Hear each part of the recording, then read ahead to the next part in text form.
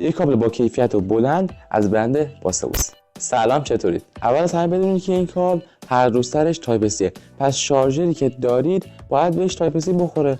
مثل این شارژر 25 وات سامسونگ که به جای یو اس بی معمولی یو اس بی تایپ سی میخوره. جنس بدنش کنفی طوره و واقعا جنس خوبی داره و فکر نمی کنم که به این راحتی‌ها بخواد آسیب ببینه و خراب بشه. همچنین باسئوس در هر دو سر این کابل محافظ پلاستیکی قرار داده برای اینکه مقاومت کابل بیشتر بشه. در کل از نظر مقاومت کابل خوبیه. طول کابل هم واقعا بلنده، 2 متره و خب اگه به کابل بلندی نیاز داشته باشید قشنگ جوابگوی کارتون هست. این کابل امکان انتقال اطلاعات رو هم داره و خب جزو ویژگی‌های خوبش محسوب میشه. حداکثر توانی که این کابل پشتیبانی میکنه هم 60 وات هست و اگه مثلا بخواید لپتاپی رو شارژ بکنید با توان بیشتر، پیشنهاد می‌کنم که برید سراغ کابل‌هایی که توان‌های بالاتر رو پشتیبانی میکنه. با توجه به تجربه‌ای که از این کابل داشتم و به نسبت امکاناتی که داره و خدمتتون گفتم، واقعا ازش خرید خیلی خوبی داره.